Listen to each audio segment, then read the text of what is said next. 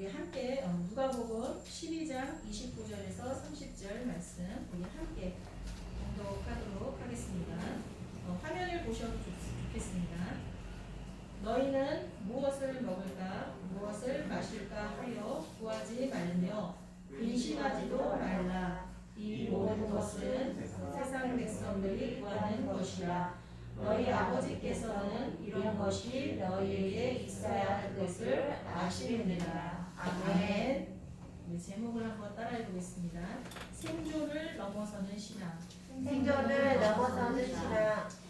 네, 여러분 지난 한 주간 우리의 연약함을 동정하시는 주님 안에서 기쁨과 평강을 누리셨습니까? 아멘. 네, 여러분도 여러분 주변에 있는 사람을 동정하셨습니까? 그들을 불쌍히 여기고 그들을 긍휼히 여기고 그들을 관용으로 대하고 포용하는 그런 삶을 사셨을 줄 믿습니다. 아멘. 네. 혹시 성도님들 그 생존의식은 불신앙에 근거한 것이다 라는 말을 들어보신 적 있습니까? 아니면 비슷한 말이라도 있으신 분들 많으네요. 정확하게 생존의식은 불신앙에 근거한 것이다 요 말을 한 사람은 생존을 넘어서는 교회의 저자이고 미국 도체스터 템플교회 담임 목사인 다니엘 버트리 목사의 말입니다. 하나님께서는 종종 우리에게 말씀하셨습니다. 아무것도 염려하지 말라고. 네. 그럼에도 우리는 늘 무언가를 끌어안고 고민하고 염려를 하고 두려움을 갖습니다. 요즘과 같은 환경에서는 더 그렇습니다. 그런데 이것이 불신앙에서 온다는 것을 많은 그리스도인들은 인정하기 싫어합니다. 누군가가 염려를 하고 있어요. 그러면 당신 신앙이 없습니다. 당신 믿음이 없는 거예요. 이렇게 말하면 그걸 인정하기 싫어합니다. 그런데 이러한 현상이 안타깝게도 예수님이 주인이신 교회 안에서도 일어나고 있다는 것입니다. 교회에서도요. 세상 사람들과 똑같이 근심과 걱정에 얽매여서 두려워하고 불안해하고 하는 경우가 많이 있다는 거예요. 이런 우리들의 모습에서 어떻게 세상 사람들이 평강의 주님, 만왕의 왕, 온 우주의 주인이신 예수님을 엿볼 수 있겠습니까? 사람들이 나를 통해서 주님을 볼 수 있어야 되잖아요. 우리는 주님의 덕을 선전하기 위해서 이 땅에 존재하는 사람들 아닙니까? 그런데 우리들이 세상 사람들과 똑같이 어떠한 문제가 닥치면 염려하고 근심하고 걱정하고 두려워하고 불안해하고 이런다. 그럼 사람들이 나를 통해 예수님을 볼 수 있냐? 못 보잖아요. 그렇죠? 네. 어떤 기자가 쓴 말이 있어요.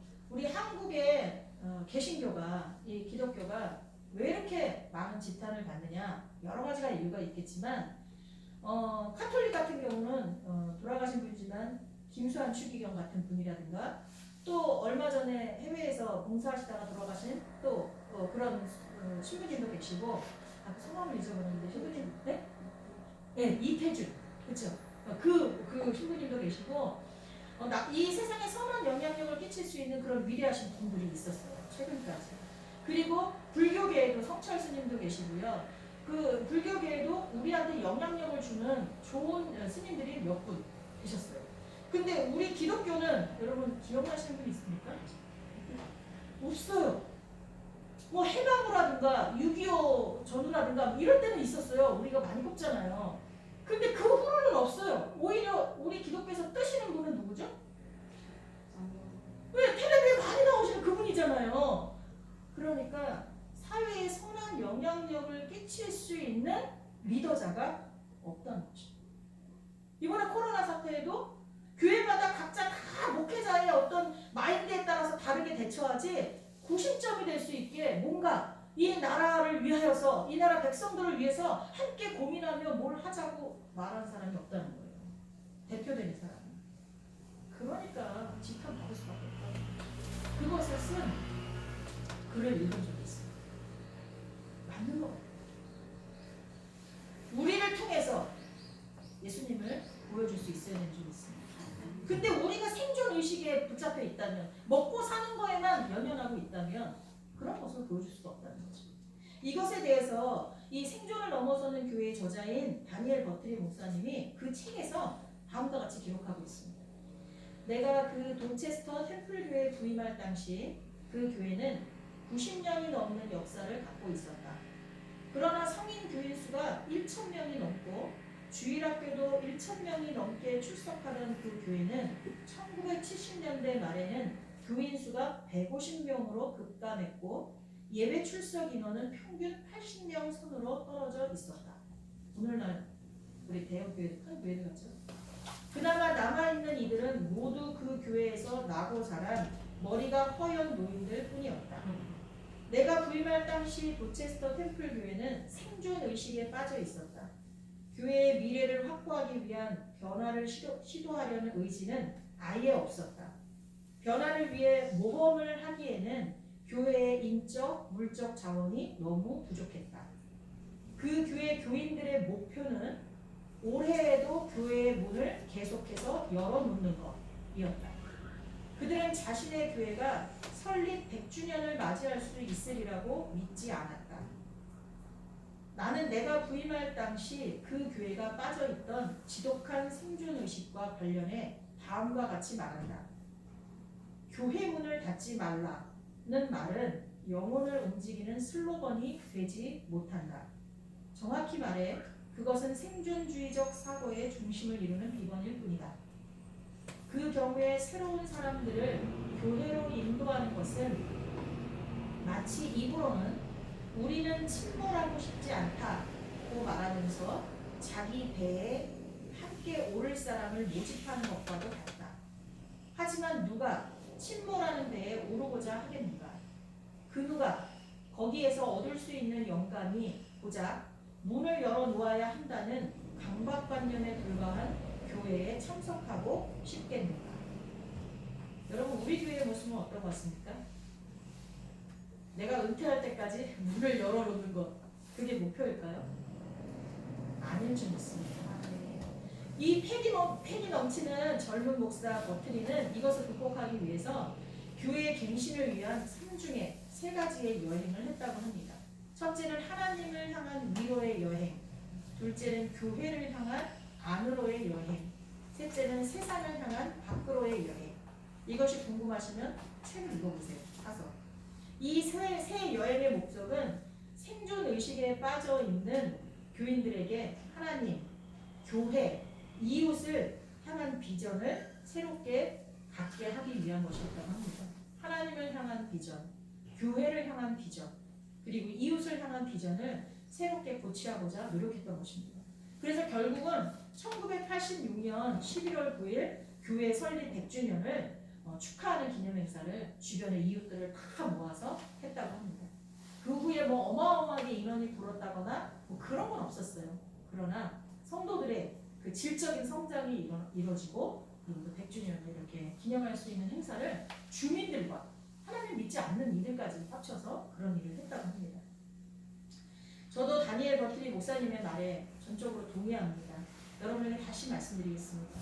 생존 의식은 불신앙에 근거한 영적 상태입니다. 아멘? 네. 왜냐하면요 오늘 본문에서 그렇게 말씀하고 있기 때문이에요. 제가 정의한 게 아니에요. 오늘 본문에 보니까 너희는 무엇을 먹을까 무엇을 마실까 하여 구하지 말며 근심하지도 말라. 이 모든 것은 세상 백성들이 구하는 것이다. 너희 아버지께서는 이런 것이 너희에게 있어야 할 것을 아시느니라. 아멘. 근데요 여러분 지금 내가 당장 필요한 게 있어요. 그래서 그거 구하지 말라는 거 아니죠. 성경의 다른 부분에 보면 구하라 그래요. 그렇죠? 구하라 그러고 찾으라 그래요. 자기 욕심에 의한 것만 아니면 다 들어주신대잖아요. 우리 생활 그리고 주기도문에도 보면 일용할 양식을 구하라고 돼 있잖아요. 그럼 이 말하고 안 맞네? 그게 아니에요. 하나님의 의도는요 염려하고 걱정하면서 구하지 말라는 거예요. 내 필요한 걸 그냥 아뢰라는 거예요. 그럼 당연히 주실 거라고 믿고 하나님 앞에 기도하라는 말씀이 좀 있습니다. 아멘. 네. 이것뿐만이 아닙니다. 빌립보서 4장 4절에서 7절을 보면 주 안에서 항상 기뻐하라. 내가 다시 말하노니 기뻐하라. 너희 관용을 모든 사람에게 알게 하라. 주께서 가까우시니라. 아무것도 염려하지 말고 다만 모든 일에 기도와 간구로 너희 구할 것을 감사함으로 하나님께 아뢰라. 아멘. 그리하면 모든 지각에 뛰어난 하나님의 평강이 그리스도 예수 안에서 너희 마음과 생각을 지키시리라. 이렇게 말씀하고 있습니다. 하나님은 당신의 자녀들이 기뻐하기를 원하십니다. 아멘. 믿으십니까? 아멘. 아멘.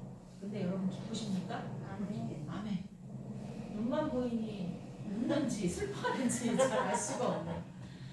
우리가 먹고 사는 것에 매여서 염려와 근심으로 하루하루를 고되고 힘들게 살기를 원하시지 않습니다. 아멘.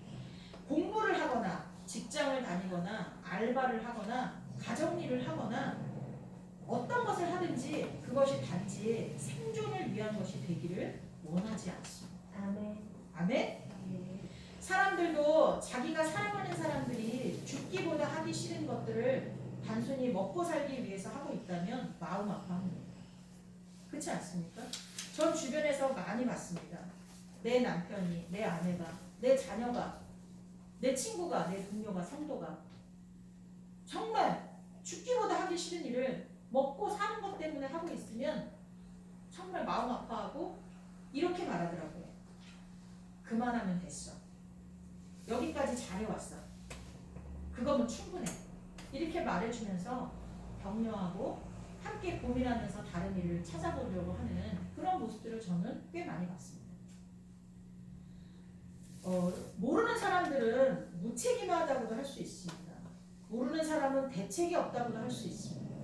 그러나 진짜 사랑하는 사람들끼리라면 그렇게 하지 않을 수 있습니다. 저도 오래전에 남편이 아주 좋은 직장을 그만두려고 했습니다. 그리고 사업을 한대요. 저는 제가 결혼할 때 남편의 조건 중에 하나가 절대로 사업하지 않는 사람입니다. 네, 저는 저희 아버지가 사업 하시다가 오랜 세월을 방앗간에서 살아왔거든요. 매일 사업한다고 뜬구름만 잡다가. 근데 나중에 저 시집 오고 나중에 아버지가 이제 직장을 다니셨어요. 제가 자랄 때 그러셨으면 얼마나 좋았을까. 그래서 저는 사업하는 사람 너무 싫었어요. 근데 그 지금 다니고 있는 일을 그만두겠다는 이유가 자기 생명과 관계되고 두려움을 느낀다는 거예요. 그 일을 하는 게 너무 무섭다는 거예요. 그러니까 아내로서 그 일을 하게 할 수 없더라고요. 아무리 먹고 사는 게 중요해도 내 남편이 그 일을 하는 데 있어서 생명의 위협을 느끼고 불안하고 두렵다고 말하는데 어떻게 하겠어요? 만약에 다른 이유였다면 끝까지 하라고 막 우겼을지도 몰라요. 당신은 사업이 안 맞는다고 이 일을 하라고 이랬을지도 몰라요. 여러분 사랑하는 사람이라면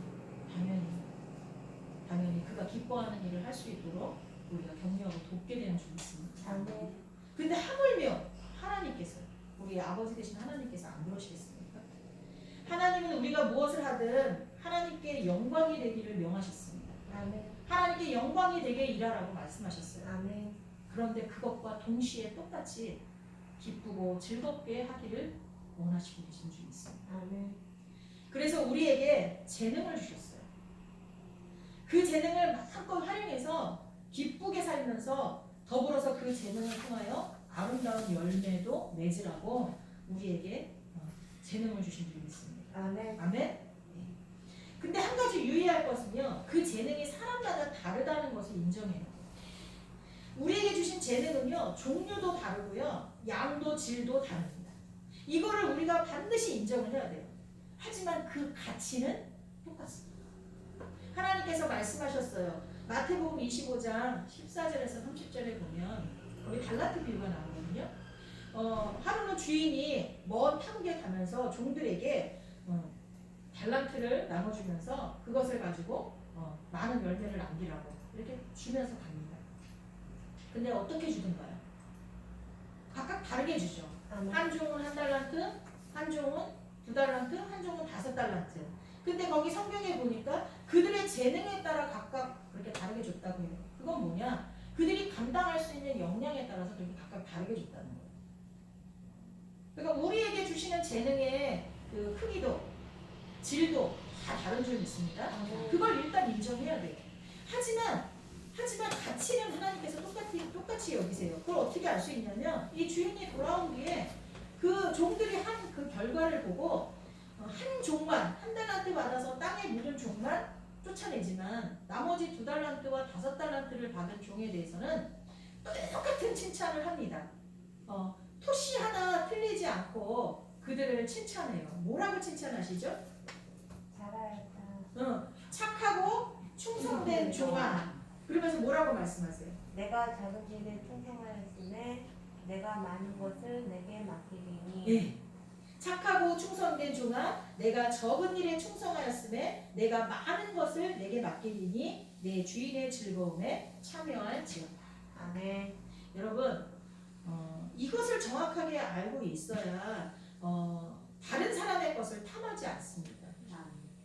그리고 나의 것을 초라하게 여기지 않습니다. 아멘. 예. 이거를 인정하는 게 우리 믿는 자들의 기본이에요. 예. 남이 많이 가졌다고 해서 그거를 탐하고 그러면 내 마음의 평강이 어떻게 돼요? 깨져요. 그리고 내가 조금 가졌다고 해서 창피해하고 초라해하고 이것도 깨져요. 모든 불행은 비교의식에서 오는 거예요. 근데 하나님께서는 우리가 조금 받았던 많이 받았던 그것을 똑같이 귀하게 여기신다는 것을 기억하시기 바랍니다. 아멘. 사실 세상에 많은 근심, 걱정, 염려 이런 것들의 밑바닥을 들여다보면 우리 욕심에서 비롯돼요. 내가 욕심을 부리지 않으면 내 필요한 것은 아버지가 다 아시고 채워주셔.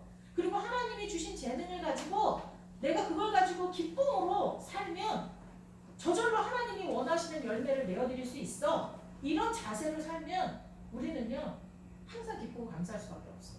근데 비교를 하는 거예요. 왜 나한테 이만큼밖에 없지? 저 사람 왜 이렇게 많은 거야? 그래서 욕심을 부리다 보니까 우리 안에 평강이 깨지고 자꾸만 근심과 걱정이 늘어나는 줄 믿습니다. 예수님은요 우리의 목숨을 위해서, 그러니까 우리를 구원하시기 위해서 자신의 목숨까지 내어놓으신 분이세요. 그분이 말씀하세요. 우리 목숨을 위해 무엇을 먹을까? 몸을 위하여 무엇을 입을까? 염려하지 말라. 그러면서 친절하게 사례까지 들어주세요. 예를 들어주세요. 그 첫 번째 예가 까마귀예요. 까마귀는 심지도 거두지도 않고 골방도 없고 창고도 없는데 잘 살지 않느냐. 그것은 하나님이 기르시기 때문이다. 내가 기르기 때문이다. 아멘. 두 번째 예로는 백합화를 드십니다. 백합화는 실도 만들지 않고 짜지도 않는데 그 꽃이 솔로몬의 모든 영광으로 입은 옷보다 훌륭하다. 그 이유가 뭐냐? 내가 책임지고 있기 때문에. 하나님께서 그렇게 말씀하십니다. 그러면서 결론은 그거예요. 너희는 까마귀보다 귀하다. 백합화보다 귀하다. 그러니 내가 먹이고 입히고 너희들을 보호하지 않겠느냐? 이렇게 말씀하시는 줄 믿습니다. 아멘. 하나님께서 모든 것을 알아서 채워주시는데도 우리가 먹고 사는 것을 걱정하고 있다면 그것은 정말 하나님, 약속에 신실하신 하나님을 신뢰하지 않는 불신앙에서 오는 것인 줄 믿습니다.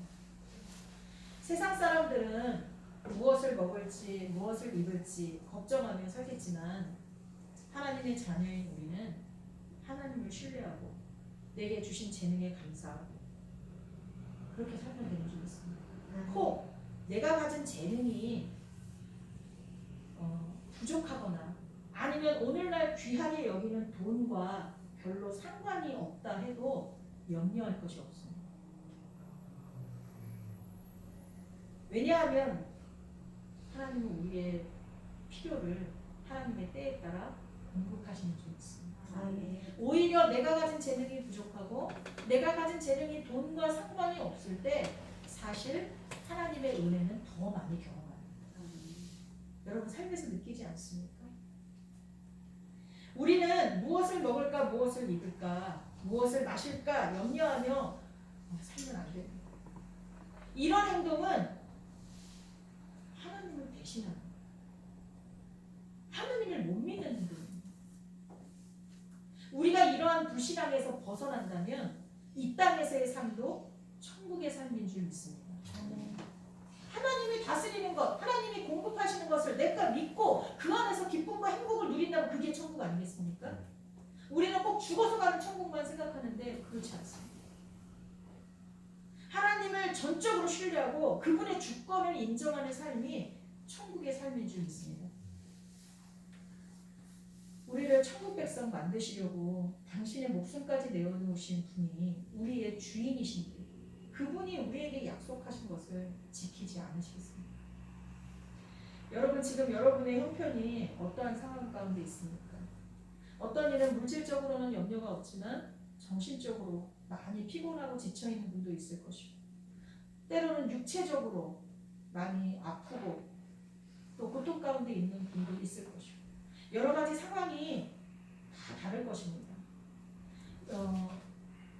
설사 요즘처럼 생전 처음 경험하는 이 코로나19 사태로 인해서 미래가 불안하기도 하고 또 지치고 힘들기도 하고 그럴 것입니다. 그러나 이것까지도 하나님의 주권 안에 있음을 기억하시기 바랍니다. 아멘. 내가 질병에 걸리든 걸리지 않든, 나로 인해서 누군가에게 어떤 영향을 주든 안 주든, 아니면 이것으로 인해서 경기가 침체되든 안 되든, 이 땅에 어떠한 변화가 있든지 간에 그 모든 것들이 하나님의 주권 안에 있음을 기억하시기 바랍니다. 아멘. 그러면 어떻게 돼요? 우리가 취할 태도는 하나밖에 없지 않아요? 이 모든 어려운 환경도 하나님의 주권 안에 있어. 근데 그분이 우리가 염려하기를 원하지 않으셔. 아멘. 그분이 우리가 기뻐하고 행복하기를 원하셔. 아멘. 그런데도 이 환경을 주셨어. 그럼 어떻게 해야 돼요? 뒷부분을 지나가게 해요.